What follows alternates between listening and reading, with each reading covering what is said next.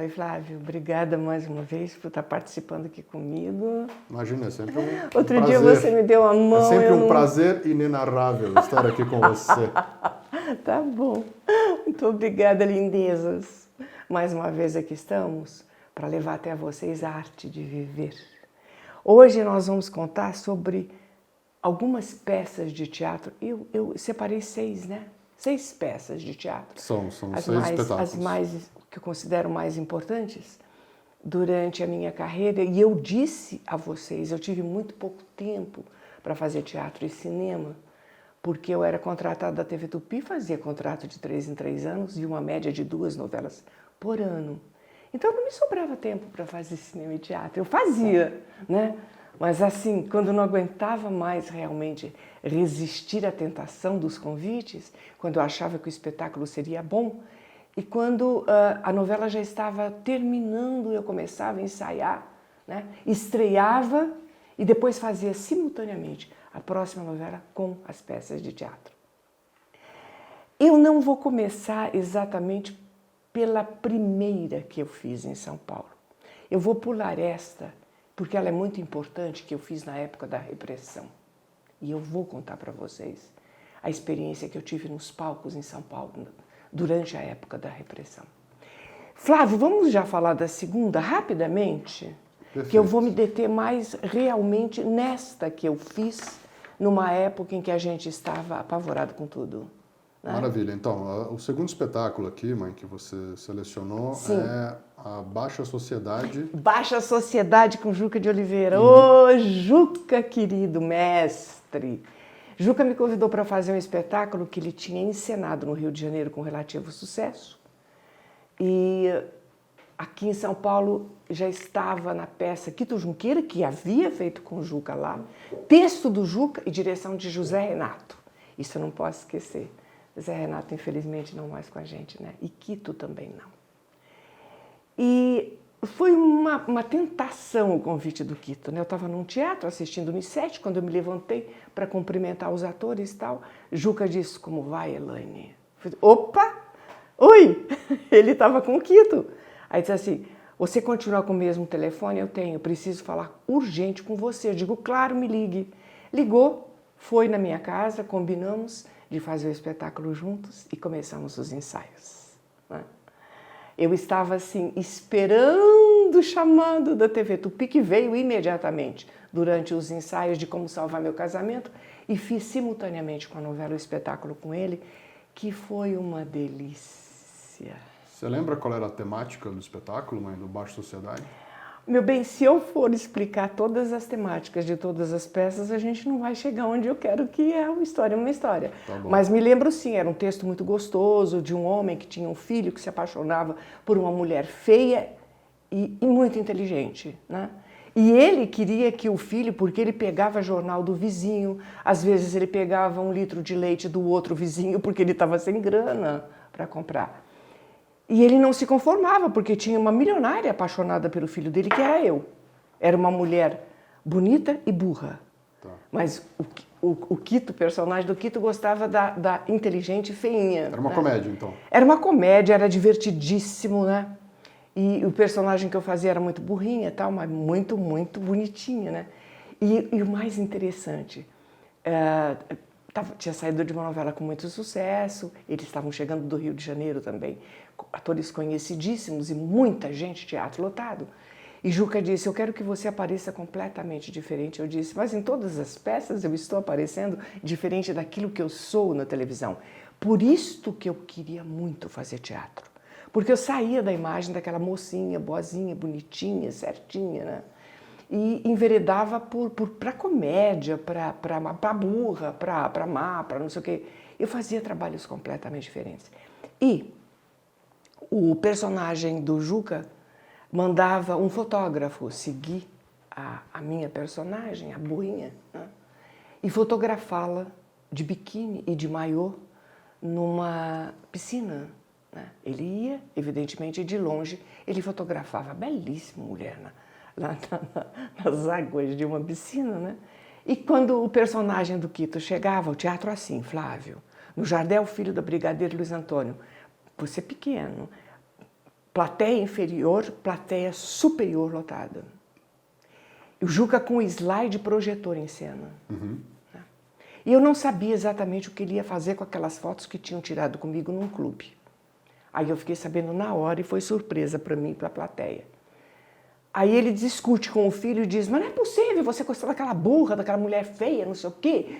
Olha este monumento. Você não estava no projetor, Flávio?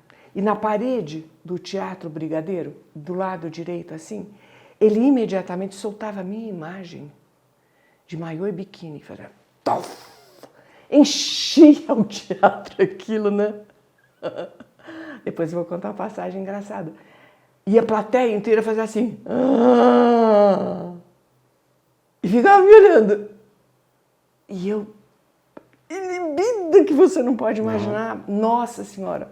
Mas foi a surpresa, né? E aí, nossa, Elaine, que coisa, que diferente teu trabalho e tal.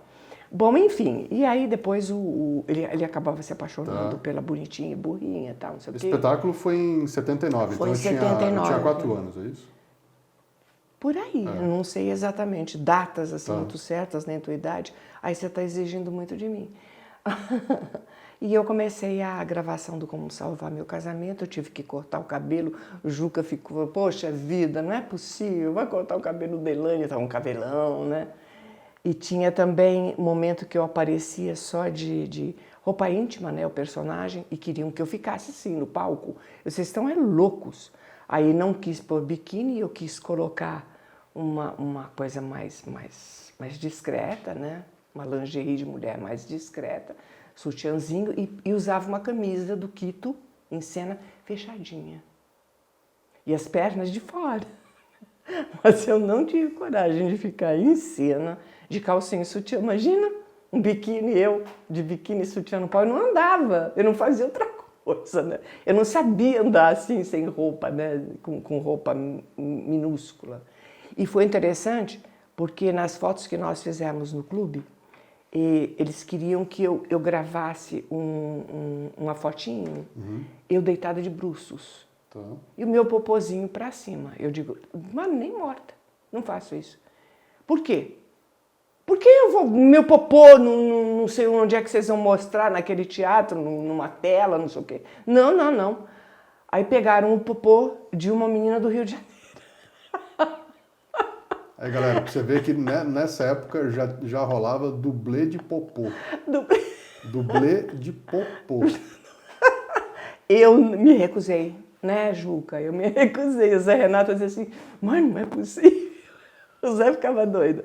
Olha, foi uma delícia fazer esse espetáculo, Flávio. Eu e o Quito, na coxia, eu, Quito e Lúcia, ficávamos batendo papo e tal. Um dia dizia assim, não é, era deixa para eu entrar. E a Lúcia, o Quito tá comigo.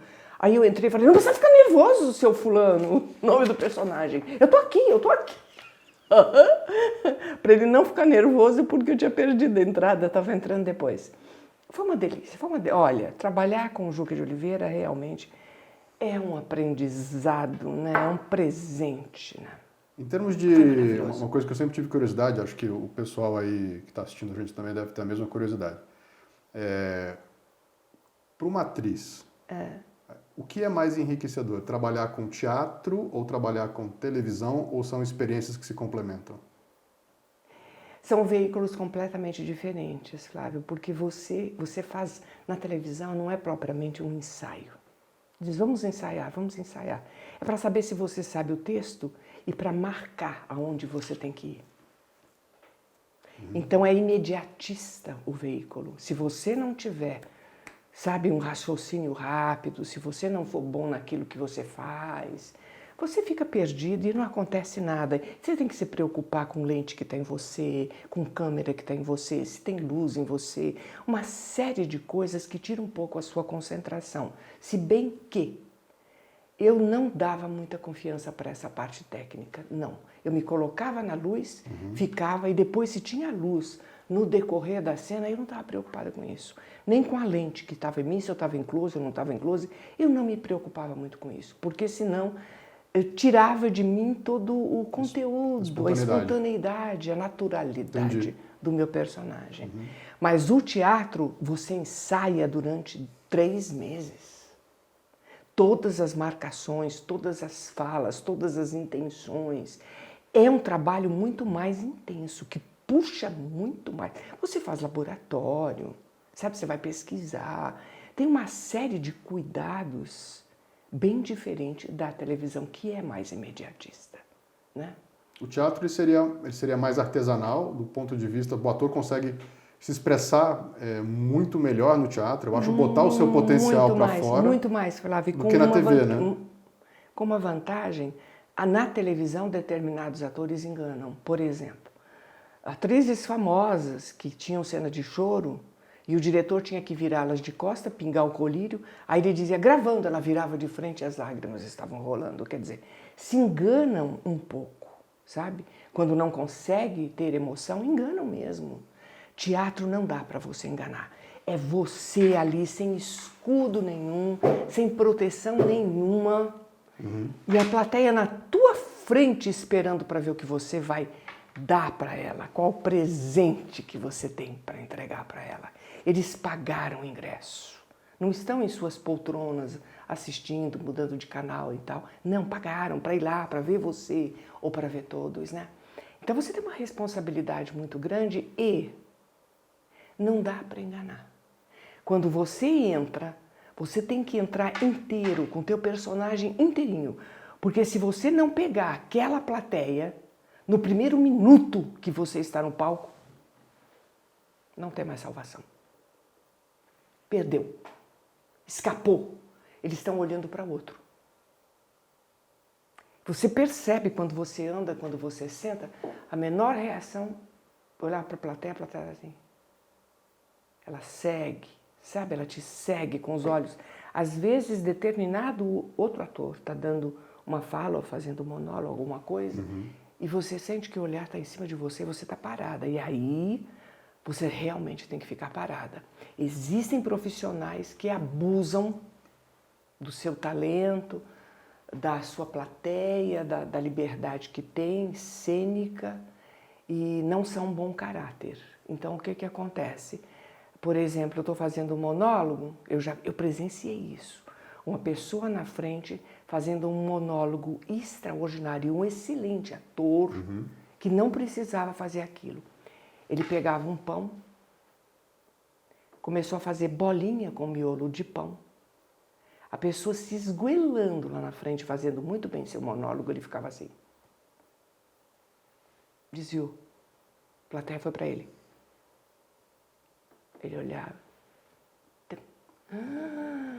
Eu estava na plateia, me deu vontade de levantar e falar assim, para, mau caráter!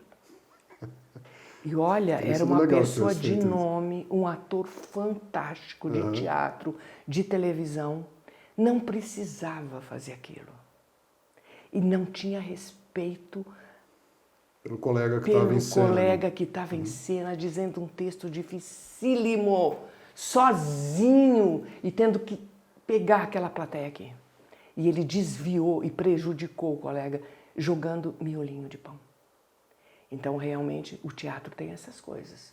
Você tem que ter um respeito cênico por quem está com você ali contracenando muito grande. O teatro é um desafio muito maior para o ator, né? Do que televisão. Não desmerecendo televisão, mas a televisão ela tem um fluxo de trabalho que é muito mais industrializado, né, do que o teatro. Então, a entrega da TV ela tem que ser feita, nem que seja de uma maneira artificial. Por exemplo, uma atriz que não consegue emoção verdadeira e tem que passar um cristal japonês ou pingar um colírio no olho, alguma coisa, para poder fingir que está chorando. Nossa Senhora, mas isso vem lá desde a TV Excelsior, entendeu? Aí quando dizia, nossa, porque fulano... Eu disse assim, caramba, como engana bem, eu me esguelo aqui, choro. Minha memória emotiva sendo puxada, meu neném fazendo assim dentro da minha barriga. A outra pega um colírio e vai tum, todo mundo diz que ela é fantástica. Fantástica. Então, pra que eu tô me esforçando tanto, né? Mas eu não sabia fazer diferente, Flávio. Não dava. Eu não era uma atriz técnica, nunca fui, não sou. Porque essa era uma curiosidade que eu sempre tive, né? E acho que as pessoas aí, de uma forma geral, também têm, que é entender o desafio que o meio teatral representa para o ator, né?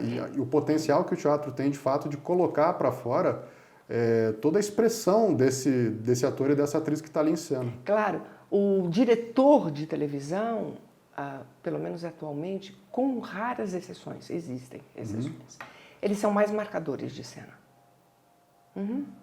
Marca, aqui você vai, o desenho. Né? O desenho está presente em tudo, né? Por isso que foi a primeira coisa descoberta na arte. Né? Na dança, na música, em todo lugar. Ele marca a cena, aqui você vai aqui, aqui você faz aquilo, às vezes você até erra, mas não pode errar, porque o diretor de TV está dependendo da sua deixa para fazer o corte de câmera, né? E principalmente está dependendo da sua movimentação para determinar qual câmera ele vai deixar ligada. Ele fica no corte, então você não pode errar, nem deixa e nem marcação de cena. E no teatro, você incorpora as marcações. Você diz assim, bom, eu falo determinada fala indo para lá, mas existe uma razão para você chegar até lá. Não é uma simples marcação, tem um motivo, tem uma razão, tem uma força. Tem uma intenção por trás. Um movimento intencional. É totalmente diferente. Bom, vamos lá. E o cinema também é outra linguagem completamente diferente, a gente fala no próximo programa. Tá bom. De acordo com a tua lista aqui, mãe, o terceiro espetáculo teatral que você quer falar é uma transa muito louca, que aproveitando o hype de Sim a Moça, né? Porque você tinha terminado Sim a Moça. Não tem outra antes, o Batom. Não, mas aqui em São Paulo? Mas Batom é mais recente, né? Não. A gente não está seguindo uma ordem cronológica? A gente está seguindo... Não, a segunda peça que eu fiz foi o Batom. O segundo espetáculo aqui em São Paulo, que na realidade foi o terceiro, porque o primeiro foi aquele que eu vou falar no final. Depois foi o Juca, depois... Você dividiu por localidade, então. Foi, no caso de São Paulo, tá certo. Eu achei que era por ordem cronológica, mas não é. Não, eu fiz o Batom de então, Valcir Carrasco. Valcir ainda não tinha o sucesso que tem atualmente em televisão e tal.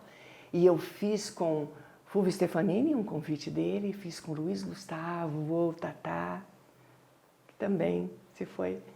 Com Ana Paula Arósio, era a estreia da Aninha, que prazer, né? Linda, maravilhosa, linda mulher e excelente colega de trabalho.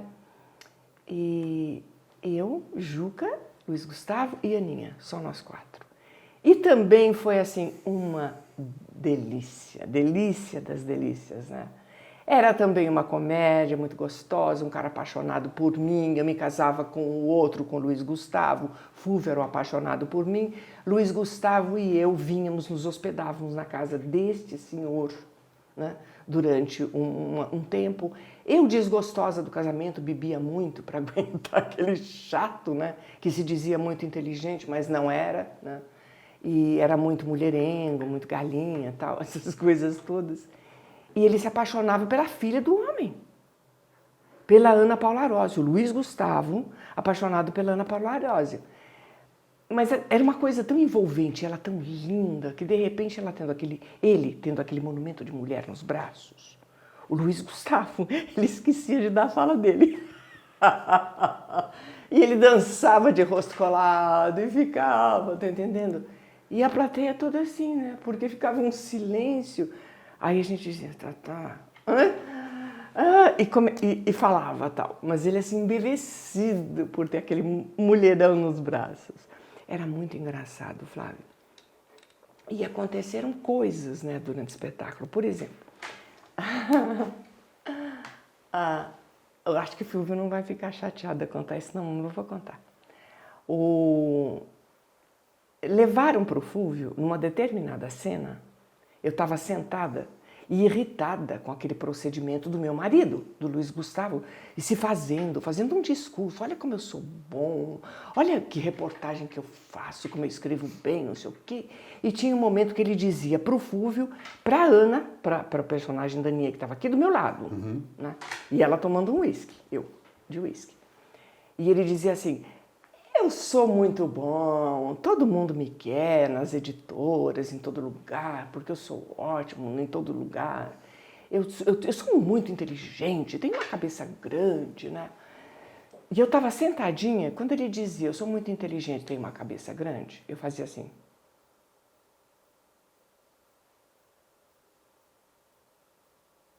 Pra quê? Mas por quê? Porque ele era burro. Eu achava que ele estava tendo uma atitude, um procedimento burro. a plateia vinha abaixo. Mas era risada, risada, risada. E o Tatá e o Fúvio aqui, nessa lateral do palco, sem saber o que estava acontecendo. E olhava. E olhava na minha direção. E eu fazia assim, que foi, né? E eu olhava para Ana dizia assim, ninguém entendia nada. Bom, no dia seguinte eu recebi uma bronca, né? Que eu estaria sendo maliciosa e denegrindo a imagem do Tatá em cena, né? Uhum. Porque contaram para eles, alguém que estava assistindo o espetáculo, porque eu insinuava uma coisa que não era legal. Não, entendi. Assim, na verdade, que eles acharam que não precisa, é evidente. Era outra cabeça, entendeu, galera? Eles confundiram as cabeças. Não, esse é o problema. Eles não, quem confundiu foi o Tatá. Exatamente. Ele achou que eu estava ofendendo a outra cabeça. A outra cabeça. Né? Dizendo que ele era minúsculo. Que bobeira. E aí, olha, foi assim, Flávio, durante, eu acho que uma semana. Nós estávamos na metade da temporada e tal. Foi assim durante uma semana. Eu fiz tudo que você possa imaginar. Aí um dia, eu disse assim, eu não aguento mais, vocês querem me colocar de costas? Vocês querem me tirar de cena? Porque é impraticável, eu não estou fazendo absolutamente nada. Você não fazia careta, não fazia nada. Flávio, você ficava parada. Assim, por que você... Eu sou muito inteligente, tenho uma cabeça grande, assim... Não tinha nenhuma microexpressão facial, nada. Era cara neutra, mas já era o suficiente e a plateia morrendo de dar risada. Pra galera passar mal. E olhava pra mim. Qualquer coisa, se eu fizesse assim, qualquer movimento, a plateia ria, gente. Mas era uma gargalhada. Agora, na minha concepção, né, não é bom para o espetáculo quando a plateia espontaneamente capta alguma coisa? Mas por que captavam alguma coisa? Por causa da cena anterior, da dança, do esquecimento do texto, do envolvimento que eles estavam presenciando. Não é? Aí percebiam que ele estava dizendo aquela frase para... Não, até porque Batom era uma comédia, não é? Era! Então, desculpa, se você tem um sentido ambíguo, né, que promove risada, ok, bom, tá perfeito pro espetáculo. Bom, que bom, né? Quanto mais risada, a melhor. Então, isso aconteceu. Isso aconteceu durante esse espetáculo. E depois, no final do espetáculo, acho que faltava um mês para terminar a temporada. Eu me irritei justamente por causa disso. Tá. E eu disse, olha, vamos fazer o seguinte, vocês vão viajar? Eu não pretendo viajar com vocês. Então, por favor, me arrumem uma substituta agora que faz um mês aqui e depois continuam com vocês a viagem afora, né? Porque realmente eu senti que eu não ia ter liberdade, né? Se num movimento que não era proposital, aconteceu, a plateia criou aquele clima e aquele movimento. Eu recebi bronca, imagina se eu premeditadamente fizesse alguma coisa que pudesse provocar um riso e tal, falasse, não, é melhor dar um tempo, fazer outra coisa e tal. Mas o espetáculo era muito bom, eu lembro de assistir, era bom, bacana. E eu estava muito envolvida, tanto que você me telefonou para o teatro e disse, fulano está te chamando para a Globo, o diretor que tinha brigado comigo na novela, o outro foi aqui nesse trabalho. E eu recusei, justamente para não deixá-los na mão. Porque eu tinha responsabilidade ética e eu estava envolvida naquele processo de trabalho. Eu recusei ir para o Rio de Janeiro, para a TV Globo e tal. Mas depois eu pedi substituição. Mas foi bom, olha, Tatá também, Fúvio, outros dois mestres do teatro. Eles são fantásticos. Eles eram o domínio que eles têm de cena, sabe? O que eles te passam é fora de série. É uma coisa que eu não sei se acontece atualmente. Acontecia. Era um momento mágico. Sabe, eu estava no palco, era um momento mágico para mim. Foi uma delícia também esse espetáculo. Legal, vamos pro próximo? Claro. Agora sim, de acordo com as suas anotações, uma transa muito louca. Gente, me desculpe, eu estou direto hoje, o papelzinho porque eu não sei, alguma coisa da maquiagem que está me provocando de novo alergia. Eu tomei antialérgico, você viu, Tomou, né? tomou. Mas não está adiantando, tá fica feito uma torneirinha. Me perdoem, tá? Mas eu tenho que ficar enxugando se não escorrer. Então vamos lá. O terceiro, uma transa muito louca. Esse aqui, eu sei que tem todo um contexto de que você tinha terminado Sim a Moça e tinha todo um hype entre a baronesa e o barão, né? Que era, no caso, era o Rubens de Falco. Nós estávamos no final de Sim a Moça, ainda não havíamos terminado. No finalzinho de Sim a Moça, eu diria para você no último mês, talvez, não, antes, 2 meses antes, o Rubens chegou para mim e disse, eu tenho um amigo, diretor de teatro, Geraldo Queiroz, que tem um texto maravilhoso, baseado no filme, no texto do Ernest... Bill Meinhof. Bill Meinhof. E era um texto muito interessante, era uma comédia também, eu gostaria que você e Rubens fizessem. Claro, aproveitar o momento do sucesso desse casal e ganhar dinheiro, por que não? Apresentando uma boa comédia, um bom espetáculo, eu e o Rubens combinamos. Diga-se de passagem, eu era contratada do Juca e eu era contratada do Fúvio. 2 excelentes produtores de teatro que eu não sei quem patrocinou, quem pagou, quem fez, quem aconteceu. Eu não tinha envolvimento nenhum nessa parte financeira. Eu fui paga e contratada pelos 2. Nesse espetáculo de teatro, Uma Transa Muito Louca, o Rubens disse, só que nós temos que bancar, ok? Eu li, gostei, e como era com o Rubens, que eu amava contracenar com ele, era um espetacular, era um gentleman, né? Um homem muito educado, muita empatia. E eu disse, eu topo, vamos. Eu pus dinheiro, ele colocou dinheiro, não me lembro se o Geraldo também colocou, mas eu e Rubens basicamente produzimos o espetáculo ali no teatro, se não me engano, Senac. Não, esse aqui, ó, de acordo com o que você anotou, foi no Teatro Copacabana. Senac de Copacabana, Isso. que quem cuidava era o Cláudio Cavalcante com a mulher. Tá bom. Sabe? Era muito interessante o teatro e fomos muito bem recebidos, ensaiamos e morríamos de rir, eu e Rubens. Né? E o Geraldo dizia assim, gente, para de rir, vamos lá, a plateia que tem que dar risada. A gente ria muito, porque era um bissexual, né? Que se apaixonava, imagina, um bissexual com uma prostituta. Agora, você imagina a baronesa de Araruna fazendo uma prostituta e o barão de Araruna fazendo um bissexual. E ele ficava de binóculo olhando aquela prostituta, que era muito atraente, né? E ele tinha uma boneca inflável dentro de casa. Ele era um cara meio cheio de taras, uma parada assim, não era? Tinha uns fetiches, umas coisas, um voyeurzinho e tal. E, bom, aí um dia ele fica olhando, tá? Ela fica irritada e manda ele sair da janela e parar com aquilo, não sei o que, tal, não sei o que. Ele vai para a cozinha, começa a mexer nas coisas, toca a campainha. Né? Flavito, vinham caravanas de Petrópolis e de Teresópolis, ônibus, 2, 3 ônibus, lotavam a plateia, mas você olhava assim, era lindo, porque eram só cabeças branquinhas. Esperando o barão e a baronesa entrarem em cena. Né?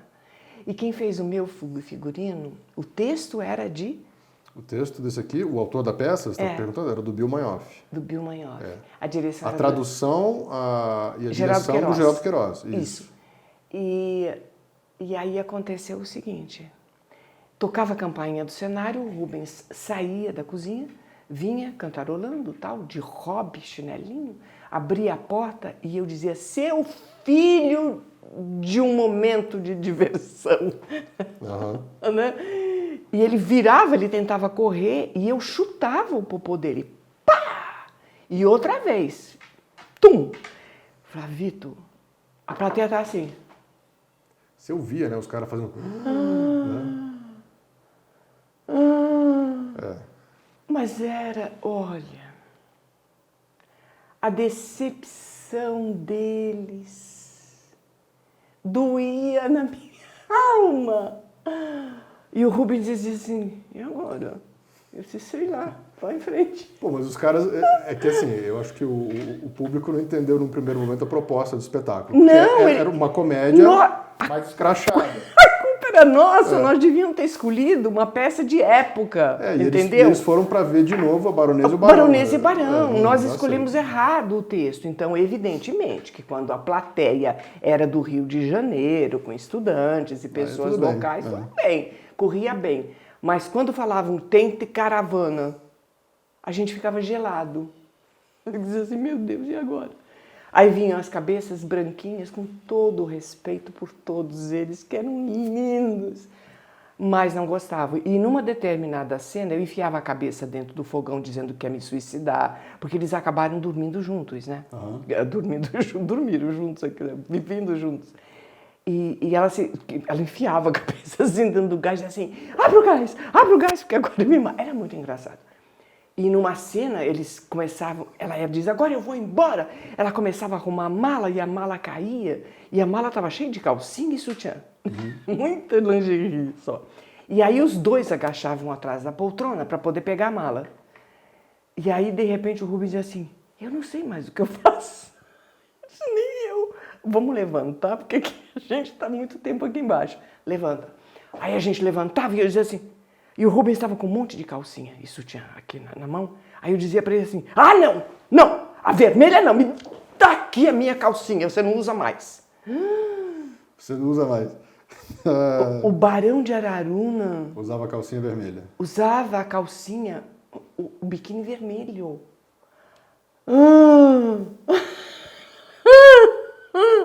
Aí eu dizia assim, não tem jeito. Ele falou, não tinha jeito.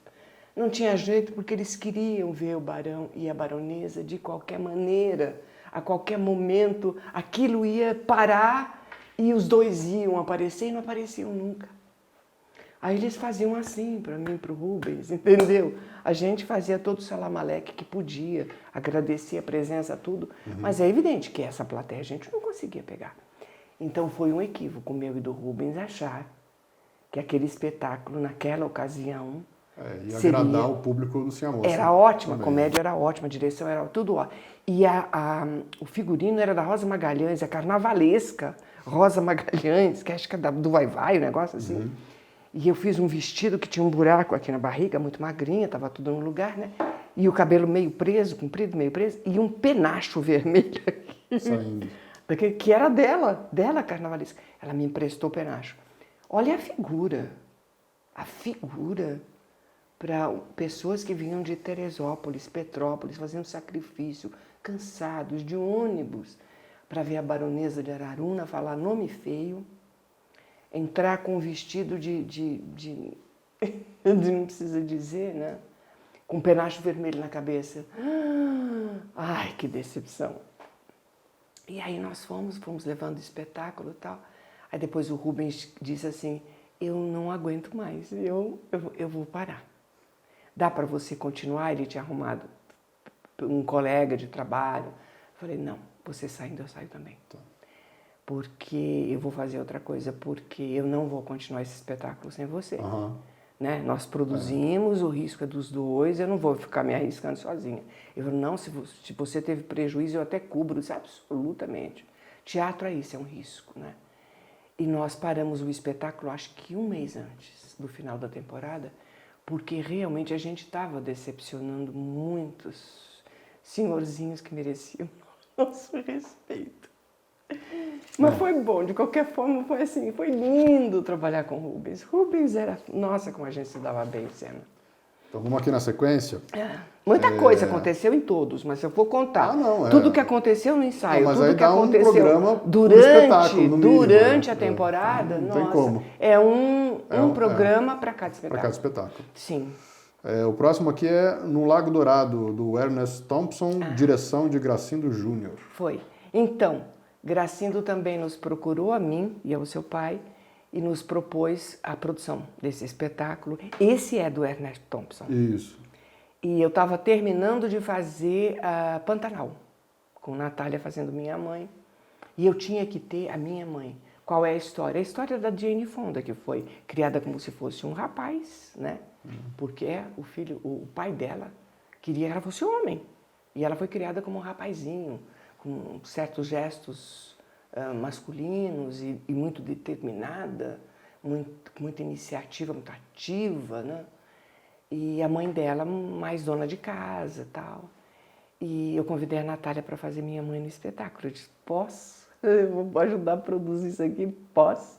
Então éramos eu, Flávio Galvão, Natália Timber fazia minha mãe, Flávio fazia o meu marido, eu não me lembro se era noivo ou marido. O Paulo Gracindo estava no elenco. O Paulo Gracindo que fazia o meu pai, né? O pai da Jane Fonda, né? E olha, a hora que eu me vi num palco com Paulo Gracindo e com Natália Timber, opa, não é para qualquer um, sabe? Foi um momento assim que Deus pôs na minha vida, na minha carreira profissional, de uma forma muito generosa, porque eu ficava olhando para os dois, eu ficava embevecida, né? Eu sempre tive isso dentro de mim, esse respeito que eu tenho pelos mais velhos e mais experientes. Eu acho que essa é a verdadeira escola. É você observar essas pessoas que, trabalharam muito, suaram muito, penaram, fizeram muito sucesso, mas também fizeram fracassos, né? E aprenderam, principalmente com os fracassos. E eu sempre absorvi tudo que eu pude dessas criaturas em cena. Não sou vampirinha, não. Não pego energia, ao contrário. Eu ajudo até a ter energia em cena, tudo. Aprendizado. Passa para mim um pouquinho isso que vocês ensinaram, porque eu quero aprender também, que vocês são bons demais, sabe? E Gracindo, uma gracinha também como diretor, nós tínhamos trabalhado juntos há muitos anos atrás, na Excelsior, quando o Gracindo fez Meu Irmão em Diabólicos, nos demos muito bem. Imagina, no Rio de Janeiro, a gente voltou a se encontrar nesse espetáculo, né? Depois seu pai foi chamado para fazer e eu também. O Grande Pai, eu não aceitei porque alguém tinha que ficar dando suporte no Rio de Janeiro. Eu continuei mais um pouco com o espetáculo, seu pai pediu substituição, Gracindo entrou no lugar dele. E depois também, eu não me lembro exatamente o que foi que apareceu, e eu pedi também substituição, porque eu estava indo da Barra da Tijuca sozinha, até Copacabana, no Teatro Teresa Raquel. E embora na época não tivesse muito perigo, mas de qualquer forma, uma mulher se expor assim, indo pela Rocinha ou indo pela Niemeyer, eu andava meio assustadinha, né?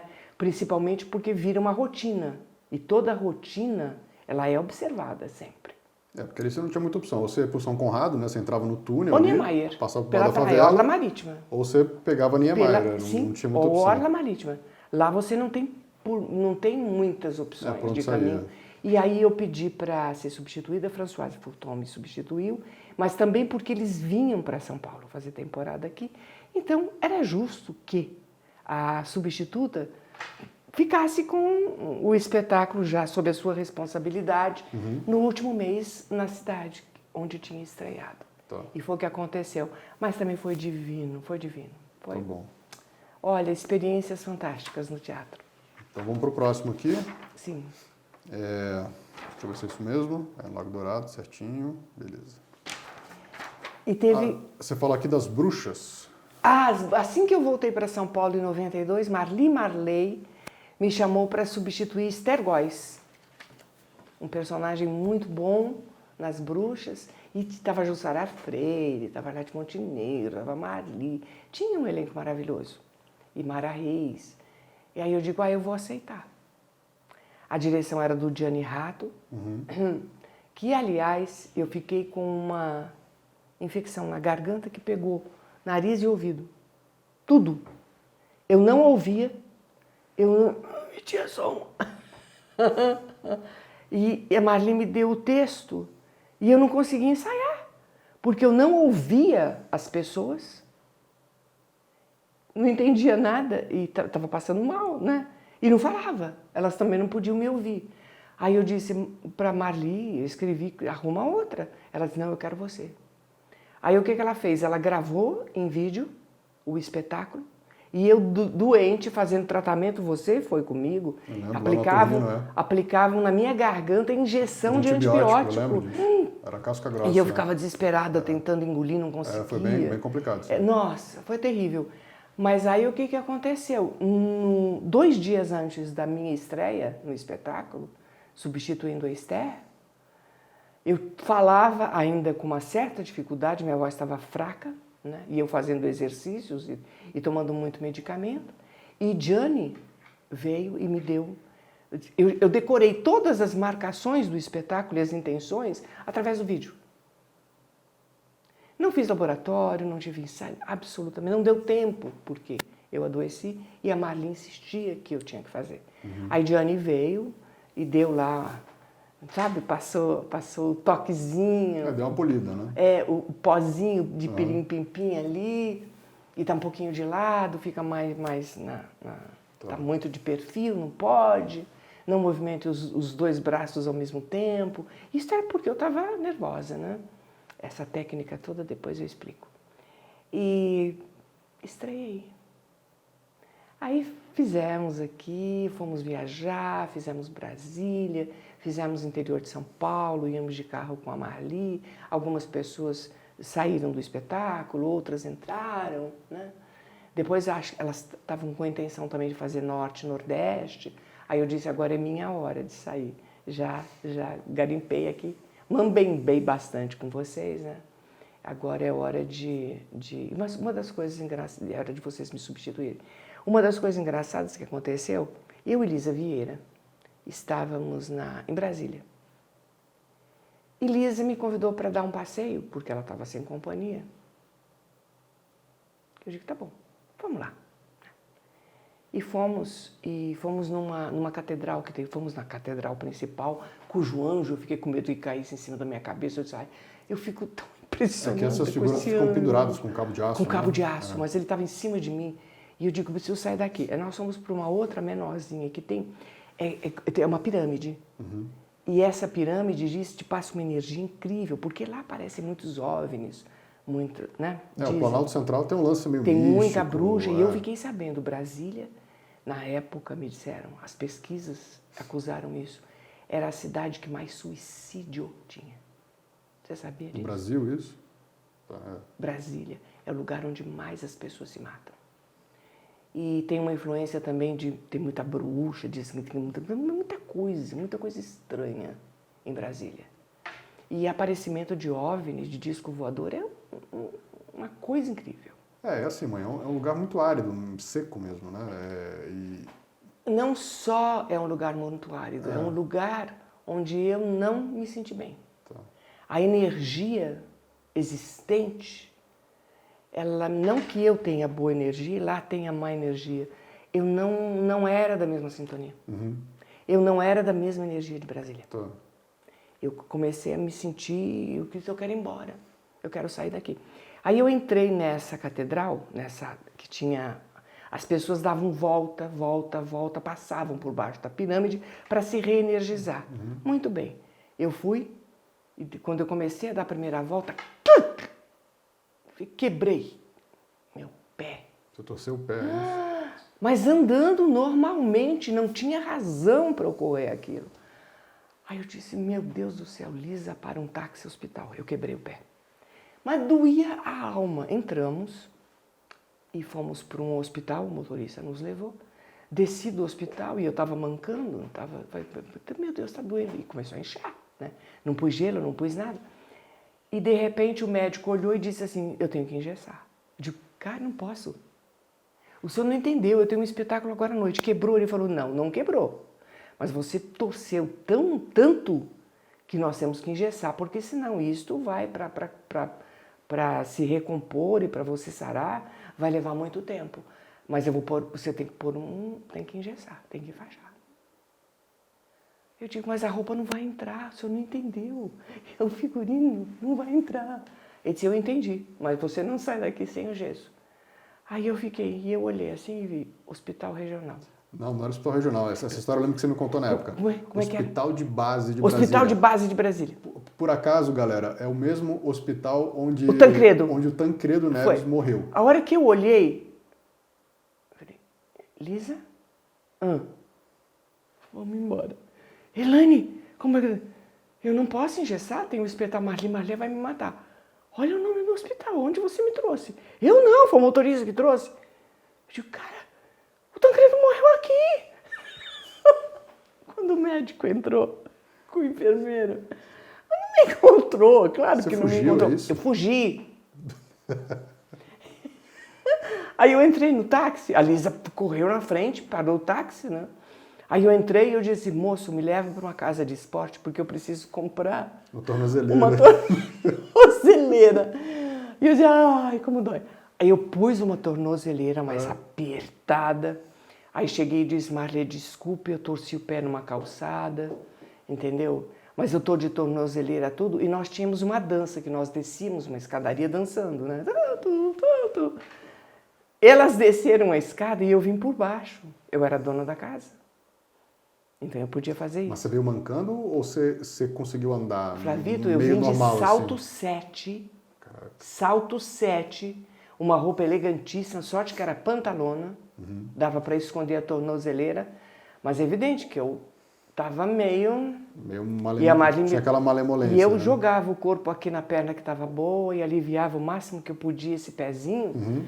Mas olha, olha, fiz vários espetáculos em vários lugares com o pé daquele jeito, sabia? Mas eu não podia largar a Marli na mão, né? Maria disse, é uma irresponsabilidade você passear e torcer o pé, né? E tem espetáculo vendido, tem tudo, eu não podia falhar. Mas isso aconteceu também nas bruxas. Fiz a bruxa tá solta. A bruxa tá solta. A bruxa ficou solta no espetáculo. Quando elas foram pro Norte e Nordeste, eu não fui. Aqui, ó. O próximo, Preso na Rede. Preso na Rede, você fez parte da produção. Lembra disso? Lembro, 2005. Foi legal, né? Nós vamos apresentar fotos de todos esses espetáculos que eu estou falando para vocês. Na verdade, nós já apresentamos. Enquanto o vídeo está rolando, vocês já devem ter visto algumas fotos que eu coloquei aí na linha do tempo. Pois eu esqueço, né? Que tem a edição. As fotos não vão depois, elas já foram. Já estão indo, já foram. E você pode falar desse espetáculo, não era legal? Era bem legal, né? Era uma comédia com uma pegada mais moderna. De quem era o texto? E aí eu não sei, mãe, aí você me compromete. Você sabe que eu não me lembrei também, por isso que eu perguntei agora de você, que a gente não se falou. Eu não tenho ideia de quem era o texto, mas eu lembro que acho que era um autor americano. Acho que sim. E é um cara novo, assim, não é, na época, né, 2005. Não, ele era jovem. Mas foi bem legal essa produção. Também foi uma produção nossa. Foi ali na Fiesp, né? Na Avenida As Paulista. Bruxas foi produção da Marli, né? E essa foi uma produção nossa. E eu quero dizer uma coisa a vocês. Sempre que nós produzimos espetáculos, nós nunca ganhamos um tostão de dinheiro público. Nós nunca participamos de nenhuma lei Rouanet. Você nunca entrou com um pedido para a Lei Rouanet, nada disso? Na Fiesp entra dinheiro dos empresários, né?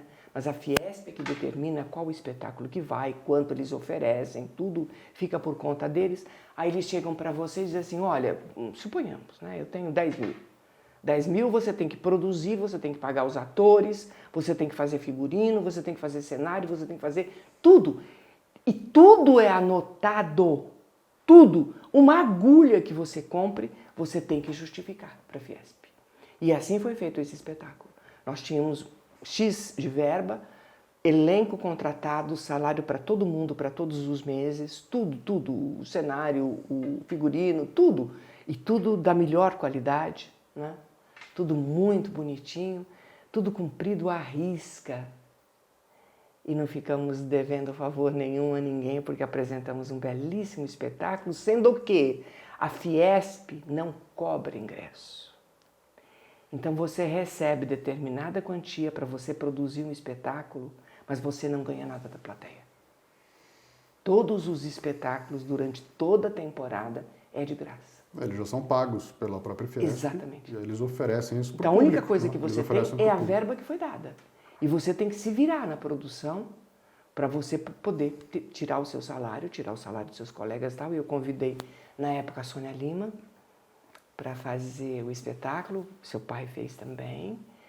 Tinha o Franco Carlos Reis, que morava na mesma pensão que nós, na nossa casa, né?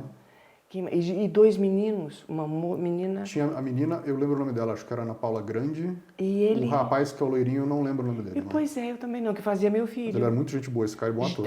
Os dois, muito bons atores. Eu sei que ele foi pra Globo depois. Eu não vi mais em lugar nenhum. Eu não tive a oportunidade de vê-los. Acho que eu vi ele uma vez, acho que numa novela, alguma coisa assim. Depois eu também não vi mas mais, eles eram legais. Eles eram muito legais. Muito legais. E foi uma maravilha também para Snaed. Foi tranquilíssimo, uma comédia né? super gostosa, aqui em São Paulo, super gostosa. Bem produzida. Muito bem produzida. A estrutura da Fiesp, né? O teatro deles lá na Paulista é maravilhoso. Sensacional. Camarins absolutamente bonitos, limpos, e camareiras e tudo à sua disposição, né? O tratamento é de primeira. A Fiesp está de parabéns. Nós somos felizes lá. É isso. Bom, amor da minha vida? Continuando agora. Antes de falar da história, uma história do Milor Fernandes, e o homem é o único animal que ri. Aliás, quando me convidaram, falaram assim, como único? E a hiena? Mas é diferente, né? O título era esse. Não é uma a história é uma... por conta de algo inteligente. Mas a hiena também come alguma coisa que o homem não come. Hiena é carniceira. Ele não é um animal carniceiro. Eu vou contar. Mas antes disso, vamos pedir para as pessoas, por favor, se inscrevam, deem um like, toquem o sininho, comentem. Aliás, os comentários de vocês são sensacionais. Meu Deus, cada comentário lindo, né? Eu estou absolutamente sem tempo de responder todos. Eu respondo da forma que eu posso, mas está cada vez mais difícil, porque são muitos belíssimos que merecem uma resposta mais elaborada, mais digna, e eu só tenho tempo de pôr uma carinha, então eu não ponho a carinha e não respondo, porque eu acho que vocês não merecem só a carinha.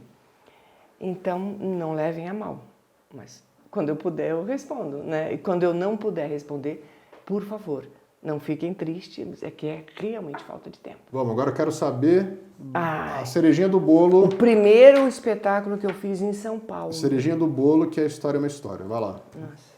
Me conte a história. Bom, eu estava fazendo Os Inocentes com Cláudio Correia Castro. E Cláudio disse assim, Elaine, gosto muito do seu trabalho, gosto mesmo, sinceramente. Eu digo, nossa, Cláudio, obrigado. Ele falou, você já fez teatro? Eu falei, não. Ele falou assim, você tem que fazer teatro. Quer fazer teatro comigo? Eu falei, claro que quero. Quando? Porque você sabe a minha vida como é aqui na TV Tupi. Ele falou assim, vamos começar a ensaiar um espetáculo? Flávio, nós estávamos na época da repressão. Isso foi em 79, é isso? Você estava com 1 ano e meio. Não, 76. 76. Você tinha 1 ano e pouco, pequenininho. 76 então. Isso é antes. Eu disse, mas ele falou assim, é um espetáculo, uma crítica muito bem-humorada, mas um humor muito sarcástico do Milor Fernandes, em torno da história. Então, você acredita em Adão e Eva? Então, contava desde a época de Adão e Eva, né, até o momento atual que nós estávamos. E a história vista através do olhar perspicaz e inteligente do Milor Fernandes. E, evidentemente, que pela história, como é que você conta, como é que você reporta a história a uma determinada época. As épocas, elas são muito através da política, né? Fatos políticos que aconteceram, que marca uma época.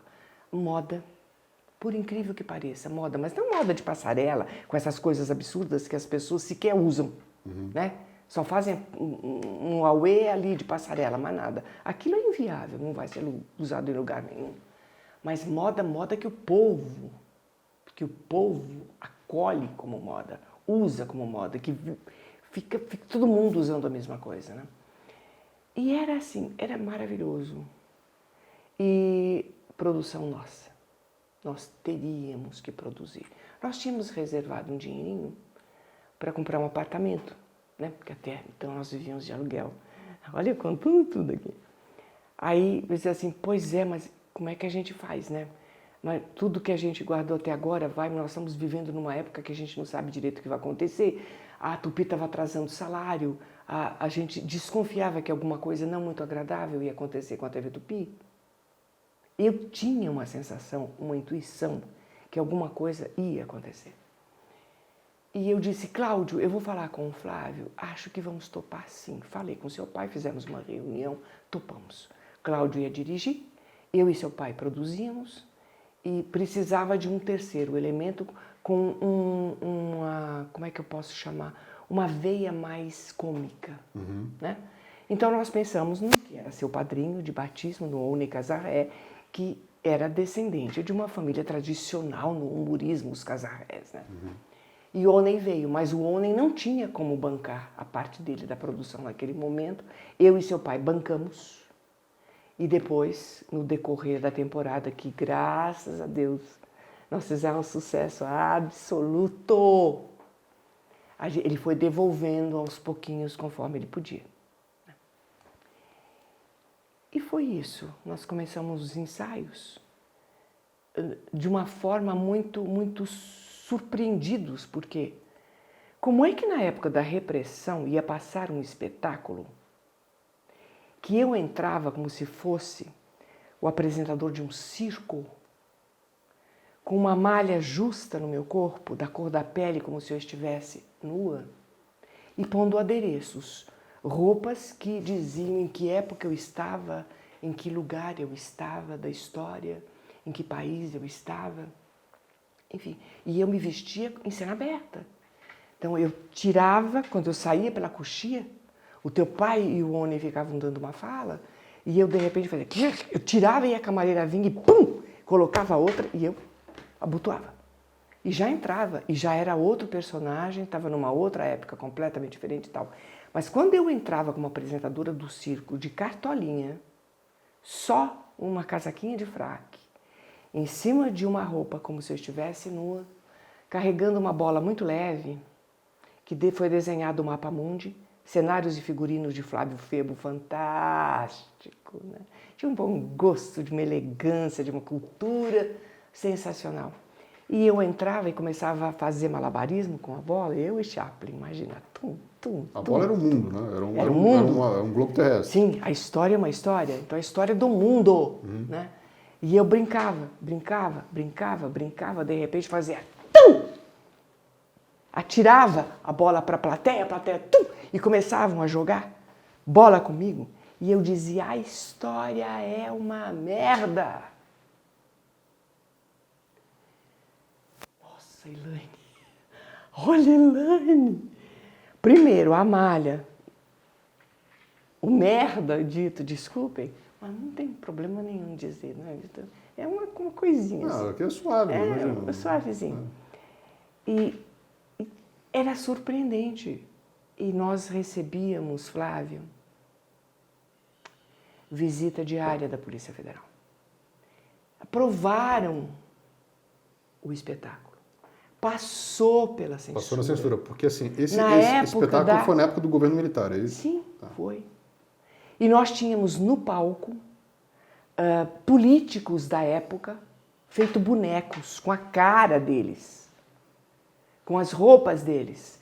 Então era um carrossel de cavalinhos, tinham políticos em cima do cavalinho, que era a representação do militar, né, na época, e outros políticos todos que ficavam participando da história, participando do circo, né, como espectadores.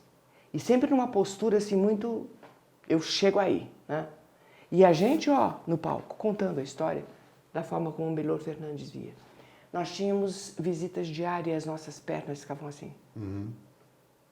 Por quê? A gente tinha muito medo que nos acontecesse alguma coisa, porque o teatro não tinha nem entrada lateral e nem entrada por trás. Nós tínhamos que chegar muito antes e entrarmos exatamente pela entrada onde entrava o público e onde saía o público.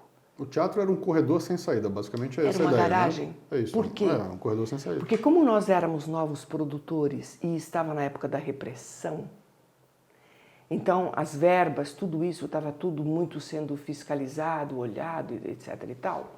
Os teatros disseram assim, imagina, 2 atores de televisão, e havia muito preconceito das pessoas de teatro com as pessoas que faziam sucesso em televisão.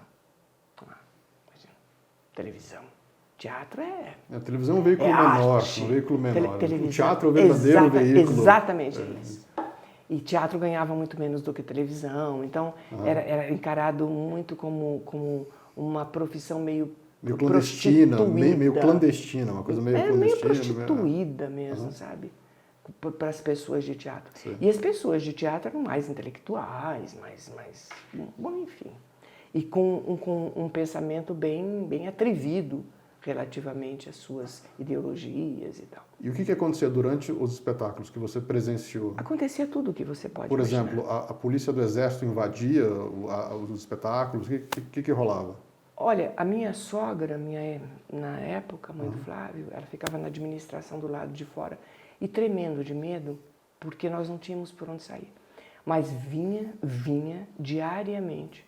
Nós tínhamos uma cortina, era entrada como se fosse uma garagem com uma porta de ferro que se cerrava. Né? Então cerravam a porta de ferro porque ia começar o espetáculo. Então tinha um saguão enorme, como se fosse uma garagem que podia entrar um carro, um ônibus, uma coisa assim. E tinha uma cortina de pano. E depois uma escadaria que descia, uma rampinha, e lá no fundo tinha escadaria que subia no palco. Esse teatro comportava de lugares, foi o único que nós conseguimos, porque todos os teatros foram recusados, e nós encontramos esse teatro, que era uma espécie de garagem de um casal, que tinha transformado num teatro, e fazia muito teatro infantil, teatro amador, etc. e tal. E cuidava muito bem do local, mas um local muito, muito humilde, né? Muito pobrinho, né? E nós fizemos todas as melhorias e tal, o palco era muito pequenininho, e éramos eu, seu pai, Omney, o sonoplasta e a camareira, mais ninguém. Então dava, e tinham 2 banheiros, masculino e feminino, e 2 camarins, masculino e feminino, só. A mesa de som ficava aqui do lado direito, né? A camareira se colocava sempre aqui do lado esquerdo, às vezes ela tinha que correr ou deixar a roupa com o Toninho do outro lado para vestir o seu pai One, eu tinha muitas trocas, ela ficava mais em cima de mim. E nós começamos a fazer com 150 ou 180 lugares originais do teatro. Só que começou a lotar de tal jeito, mesmo alguém chegando diariamente e fazendo assim, na cortina. Você viu uma arma? Mas os caras botavam arma para dentro, isso? Cano de arma apontado, é isso? Olhando, imediatamente baixavam. Baixavam, aqui, olhavam, fechavam a cortina e iam embora. Tá. E esses caras que faziam isso, eles eram soldados ou eles eram policiais? O que eles eram? Meu mãe, eu nunca perguntei, o senhor é do Exército, o senhor é da Polícia Federal, quem é o senhor? Eles usavam capacete? Flávio, eu não via porque eu estava na luz e ele estava no escuro. Tá certo. Eu sei que tinha uma presença ali, né, e que você via esse gesto, que assim. Agora, as nossas pernas ficavam assim, eu ficava assim. Claro. Porque eu disse, meu Deus, meu filho de 1 ano e meio. Por quê? Por quê? É simples, você ouvia os absurdos de tortura, não, eu ouvia, gente sendo chegava presa. uma fulana e dizia assim, ai, me soltaram, enfim, me soltaram. Eu disse, por quê? O que aconteceu? Eu estava presa, você não sabia. Queimaram todo o meu peito com cigarro. Eu falei, meu Deus, me violentaram. Eu fui estuprada. O fulano ficou abriu Um pau de arara? Pau de arara. Porque invadiram a casa da produtora fulana de tal, de nome. Por quê? Porque ela estava abrigando 4 pessoas que têm ideologia completamente diferente. Mas só por isso? Porque as pessoas têm o direito de pensar de forma diferente. Como é que alguém pode ser preso só por pensar de forma diferente? Não estavam praticando nenhum ato? Porque você, para ser preso, você tem que praticar algum ato que seja crime. Pensar diferente é crime? No caso, mãe, se você for pensar de uma forma mais geral, né, na história do mundo, qualquer ditadura, seja ela de esquerda ou de direita, ela restringe o seu direito a pensar. Então você passa a ser condenado e torturado por crime de opinião. Então, Meu amor, é assim, olha, teve corredor polonês, porque fulana recebeu uma bofetada, por que aconteceu isso? Por que aconteceu? A gente ia ficando, Flávio, tão apavorado com tudo,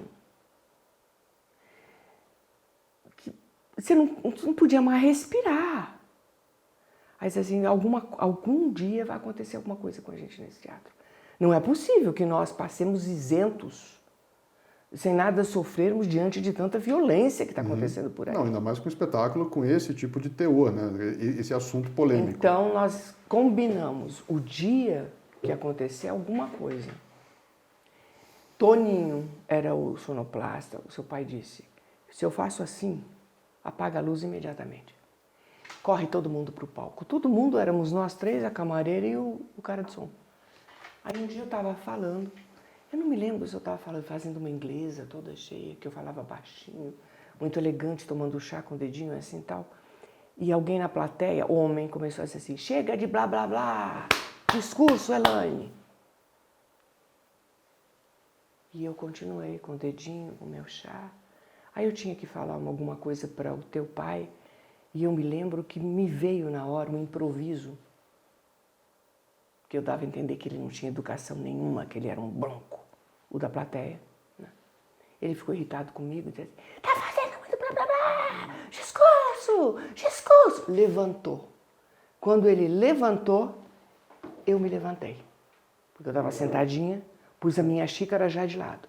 O seu pai imediatamente fez assim, tum! Toninho, tum! Desceu a luz. A luz. Uhum. Ele estava vindo, ele estava perto da escadinha que subia para o palco. Ele ia subir no palco, entendi. Ele ia subir no palco. Quando acendeu a luz de novo, porque o teu pai fez assim, o Toninho desligou, eu corri, todo mundo correu, fechamos a boca de cena. Vocês fizeram um cordão humano, aqui, é isso? Um cordão humano. Aqui, sem escudo, meu filho. E a perna aqui, tá entendendo? Porque ia chegar outra vez quem ia vigiar. E esse cara ia estar no palco querendo fazer discurso conosco. E o que não ia nos acontecer? Né? Preso, no mínimo preso. Aí Toninho acendeu a luz, correu e deu a mão também. E ficamos nós ali. Aí o seu pai, brilhantemente, disse, não se atreva a subir. Fique onde você está. Nos respeite, nós estamos no exercício da nossa profissão. Aqui não é lugar de política. Aqui é lugar de arte. E é o que nós estamos fazendo nesse momento. Não se atreva a subir. A plateia se levantou e começou, fora, fora, fora. E ele não teve alternativa. Ele começou a sair, chegou, vigilância. Imediatamente perceberam tudo que estava acontecendo, porque ele estava no movimento, né? E a plateia fora, fora, fora, fora. Aí alguém da plateia disse, é polícia, Elaine. Eu já não sabia mais o que estava acontecendo, como a polícia está me provocando. Né? Aí os outros da plateia diziam, fora também, fora também. Eu sei que os dois foram saindo e quem estava chegando os conduziram. Eu não sei o que houve, não sei, nunca quis saber, né? Porque não era da minha alçada. Eu tinha que terminar o meu espetáculo e fazer a minha obrigação. Né? Eu acho que isso aí era uma espécie de teste, né? Ou seja, se vocês como atores Até onde permitissem Sim. a subida de um indivíduo que quisesse fazer um discurso anti-governo na época, né? Sim. Ela não deixou. Vocês teriam Eles um problema. impediram. Era da Quer polícia, dizer, sua idiota. O cara ele era um infiltrado da polícia para testar vocês, Olha, basicamente. É isso. Então era uma coisa incrível. Agora, Flávio, esse espetáculo, ele fez tanto sucesso que nós tivemos chamar uma empresa especializada, erguer no fim da plateia de 180 lugares, nós erguemos uma arquibancada, uma estrutura de aço, com ripas de madeira fortes, evidente para as pessoas não correrem perigo, Claro. e aprovadas, tudo direitinho, e almofadões. E ali os mais jovens subiam e se atiravam naqueles almofadões e ficavam assistindo o espetáculo. E era uma loucura! Eles praticamente duplicaram a capacidade do teatro. Duplicamos a capacidade do teatro, lotou até o último dia. Viajamos com esse espetáculo pelo Brasil todo. Interior de São Paulo, fizemos muito sul do país, Florianópolis, outras cidades. E por onde ia, ele fazia muito sucesso e não tivemos problema em lugar nenhum. Então, meu filho, eu inclusive fiz a chamadinha, vejam o que eu vivi durante a repressão no teatro. O que eu vivi foi isto. Um medo, um pavor, que vocês não podem imaginar do que poderia me acontecer, porque já tinha acontecido com outras pessoas. Eu nunca vi. Eu ouvia dizer. Eram atrocidades que faziam. Nunca nos fizeram absolutamente nada. Nós saímos do teatro, nós íamos jantar. Andávamos pela rua. Íamos a um leilão que sabia que a gente oferecia dinheiro e tal. para dar lances. Nunca nos aconteceu absolutamente nada. Portões abertos um dia, todos os teatros abriram portões para o público, nós abrimos. Tinha um tanque de guerra, o que a gente chama de tanque de guerra, um blindado. Um blindado ali na porta do teatro. Ficava uma coisa que dizia assim, Jesus, ai, como é que eu faço o espetáculo com... Não acontecia nada. As pessoas se comportavam. Eu não posso dizer para você, você já me perguntou várias vezes, o que você sofreu. Nada. Eu não posso chegar aqui e dizer para vocês, porque foi uma época pavorosa, gente. Ai, a coisa, o que faziam. Eu nunca vi nada. E eu já tinha feito o filme também com Carlos Miranda, o vigilante rodoviário, com a Polícia Militar. Uhum. Também na época da repressão, porque tinha fechado a bendita da TV Excelsior. Então, esses fechamentos de determinadas emissoras ocasionaram também uma revolta contra as autoridades da direita. Meu amor, isso que nós estamos falando é polêmico e eu estou dando a cara para bater, você sabia? Mãe, pelo seguinte, mas eu não posso enganar, eu não posso, para satisfazer determinadas pessoas, me colocar em cima de um muro, ser isentona e não assumir a minha postura e não dizer a verdade para as pessoas. Eu não sofri nada. Eu fiquei absolutamente tranquila no exercício da minha profissão. Eu vou chegar aqui e vou dizer que não vale nada, porque fizeram, porque... Não. Nós estávamos um dia, você se lembra disso, voltando, eu não me lembro se a gente estava indo para São Conrado, ou se a gente tinha saído do Jardim Oceânico para ir para o centro do Rio de Janeiro fazer alguma coisa. Eu sei que o nosso pneu furou em cima do elevado. Isso foi na época da Eco 92, não foi? Foi na época da Eco 92 no Rio que tinha presença militar, por conta da visita de autoridades à cidade. Sim, que nós continuávamos com medo do exército. A gente estava indo da Barra para São Conrado, aí no elevado das Bandeiras, o pneu do carro estourou. E todo mundo no Rio tinha medo de falar o pai teve que exército. encostar dentro do túnel à direita e ali é um lugar perigoso para se parar, né? Sim. Tanto porque você pode ser atropelado, como porque você pode ser abordado por assaltantes. Exatamente. Aí eu lembro que um pouco mais à frente tinha uma espécie de bolsão e ali tinha uma equipe do exército. Aí vários soldados vieram com um tenente. Esse tenente perguntou, cara, o pneu de vocês estourou? Eu falei, estourou. Então, peraí que os meninos aí vão ajudar vocês. Você respondeu, porque eu estava... Aí, o que os caras fizeram? Eles fizeram lá um esquema entre eles conseguiram levantar o carro e transportaram o carro até o bolsão, onde a gente conseguiu trocar o pneu. Eles foram super gentis com a gente, inclusive. Foi. E para evitar que acidente acontecesse com quem vinha vindo. Exato. Que corriam ali. Porque assim, mãe, a gente sabe que qualquer ditadura, seja ela por qualquer razão, ela é sempre burra, né? Qualquer uma. E assim, minha opinião pessoal sobre isso aí, para vocês que estão assistindo, é assim, repressão, tortura, nazismo, esse tipo de coisa, são coisas que não podem mais acontecer de forma alguma na história da humanidade. E isso deprecia a nossa espécie, né, como seres humanos, tá? Então, assim, uma dúvida que eu sempre tive, mãe, é se na época da ditadura militar no Brasil, né, aí você me esclarece porque era muito pequeno, quem tinha problema com o exército, ou com a polícia militar, ou com a polícia federal, ou com quem quer que seja, eram obrigatoriamente aquelas pessoas que tinham um discurso muito ativo ou uma prática muito ativa revolucionária, falavam ou de fato pegavam em armas, ou não, todo mundo tinha problema? Não, a grande maioria era muito ativa nesse sentido, Flávio.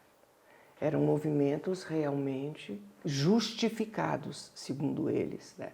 Eles reagiam daquela forma porque eles eram agredidos e torturados e machucados. Então, por conta disso, podia assaltar banco, podia matar soldado, podia... Entendeu? Porque estavam se defendendo, como se estivessem se defendendo. E talvez estivessem da forma...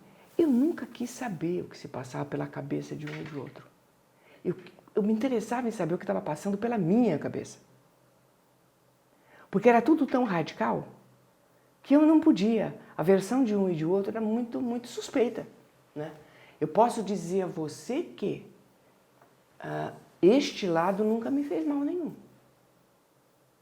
E uma coisa que tinha, que eu achava pior do que tudo, eram os infiltrados dentro das emissoras, dentro dos lugares. Você fala a galera que apontava que o dedo. apontava e denunciava. Isso é complicado. E olha, denunciava porque sabia, porque conhecia, porque se fingia da turma, e denunciava os seus próprios colegas.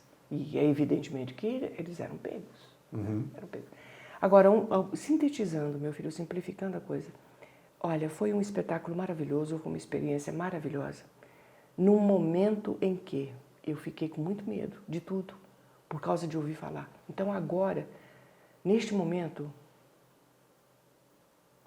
Deus Pai, eu posso garantir a você, nós estamos vivendo um momento muito pior.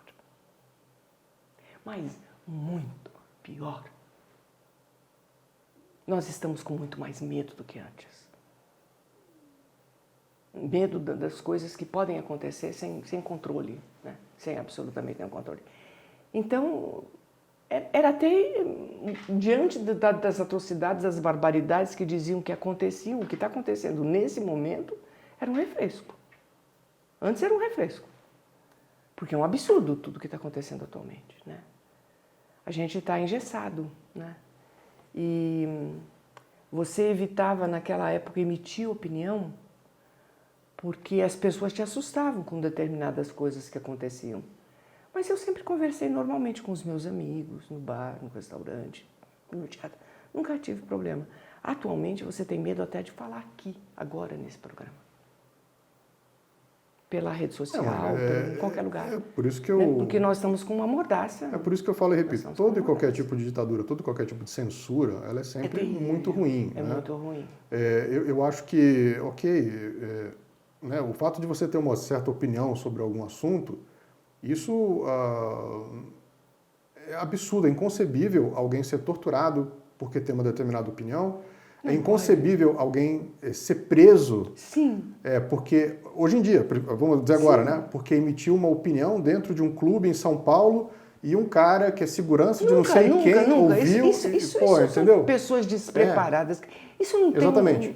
É um absurdo, isso não pode acontecer. Na época do governo militar, de fato, aconteceram atrocidades? Aconteceram. Você teve gente que foi jogada de avião na Baía de Guanabara, você tem gente que foi amarrada... Não vi. Você tem gente que foi amarrada, a boca em escapamento de carro. Conta a história que sim, não, tudo conta não, isso aconteceu. Isso aconteceu. Isso não é lenda, isso aconteceu. Isso é uma vergonha para o ser humano. Tá? Não pode acontecer. Agora, qualquer ditadura, seja ela de esquerda, de direita, de centro, de qualquer porcaria dessa, é burra, é insana, né? Qualquer tipo de censura é insana, né? Então, hoje eu não posso aceitar, como cidadão brasileiro, pagador de imposto, que você tenha indivíduos não concursados dentro de uma instituição, né, de um elemento institucional, fazendo o que fazem, né? Ditando coisas absurdas, inclusive fora da Constituição, mas ok.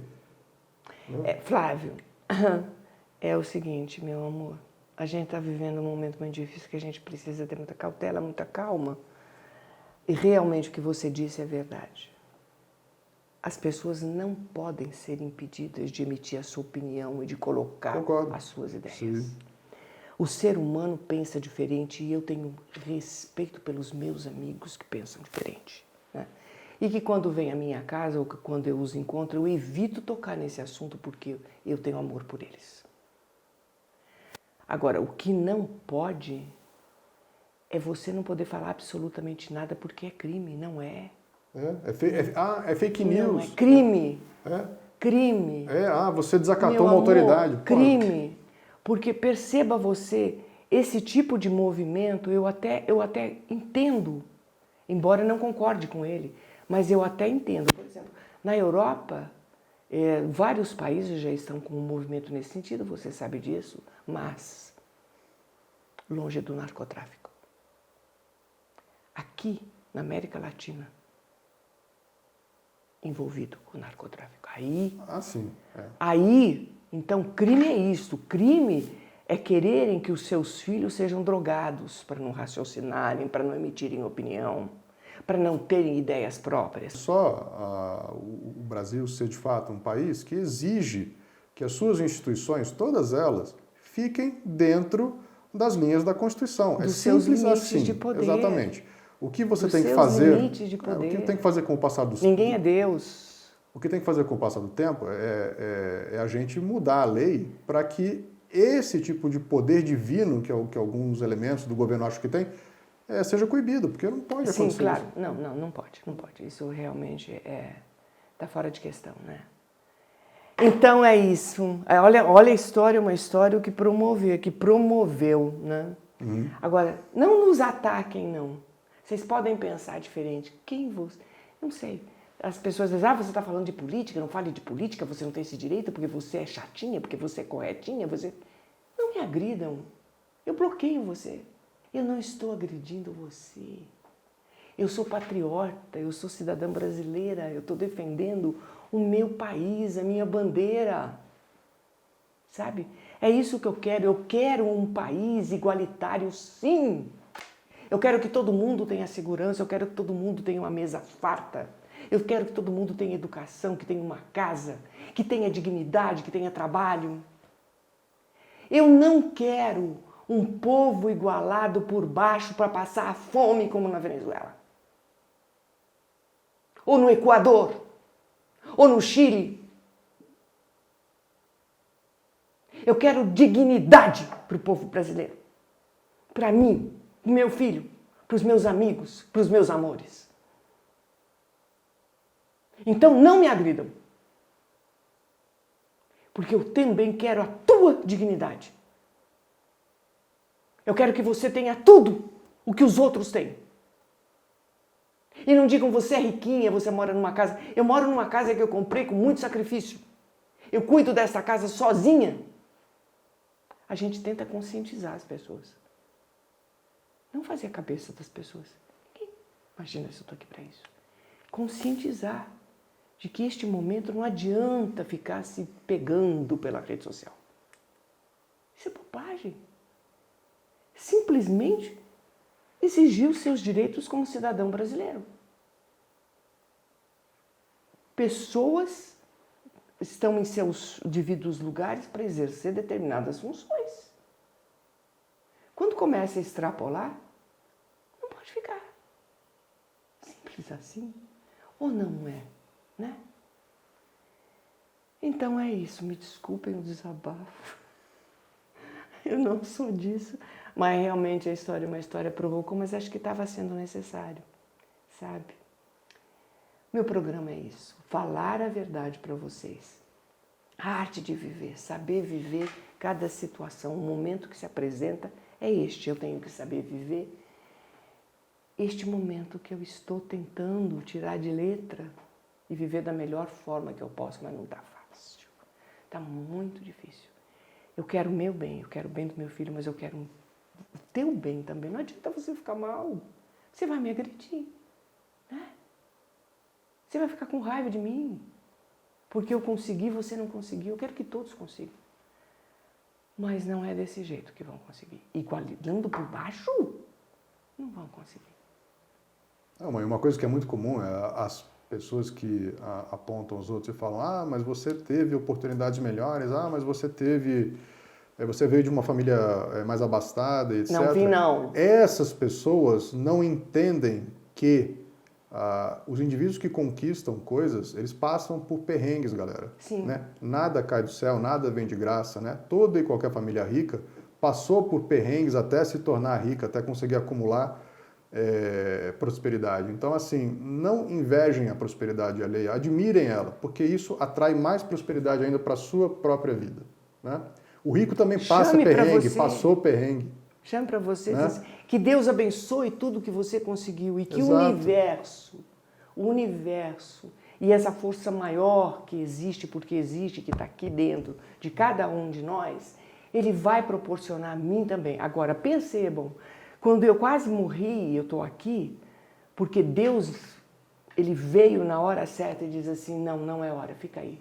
Ele fez a parte dele, mas eu tinha que fazer a minha parte. E eu não falava e não andava.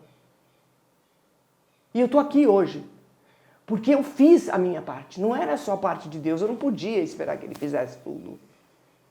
Nada cai do céu. A gente tem que se esforçar, a gente tem que lutar. Não vim de uma família abastada, não. Eu vim de uma família humilde. E que eu lutei com as minhas armas e com o legado que eles me deixaram de princípios morais e éticos. E eu consegui vencer. Não sou rica, não. Isso aqui, tudo que vocês veem, tá aqui, ó. Cuidado, carinho, zelo, manutenção. Dá o passo que a perna consente que eu dê. Não me excedo e não invejo nada que alguém possa ter mais do que eu. Ao contrário, digo que Deus o abençoe e que amanhã ou depois eu consiga também, quem sabe, né? Se eu batalhar, se eu trabalhar, se eu pensar positivamente, eu vou conseguir. É isto que eu quero para todo mundo. Palavra de honra. A arte de viver é isto. E Flávia, uma história deu pano para manga hoje. Deu pano para manga. Espetáculo foi intenso. Foi muito intenso. E assim, meus amores, nós chegamos no final de mais uma história, né? Não, seria no final do programa, né? Sim. No final do Arte de Viver. Chegamos no final do Arte de Viver e eu não estava entendendo o que ele estava falando, doidinha, né? Mas chegamos ao final de mais um programa, Arte de Viver. E no próximo nós vamos falar de 2 filmes que eu fiz, né? Muito bem, meus queridos, a Arte de Viver chega ao seu final hoje. E eu aguardo a companhia de vocês para o próximo programa, tá? Obrigada, Flávio. Obrigado, mãe. Galera, obrigado pela audiência e pelo carinho de vocês. Ó, beijo no coração de todo mundo. Ah, outra coisa. Eu queria dedicar esse programa de hoje aí ao querido Jô Soares, que agora subiu aí para o plano espiritual. Que Deus o acompanhe e sempre o guie no caminho da luz. Fiquem com Deus até o próximo programa. E Jô Soares, meus aplausos daqui para você. Muita luz. Brilhe o quanto você puder. Beijo. Até a próxima.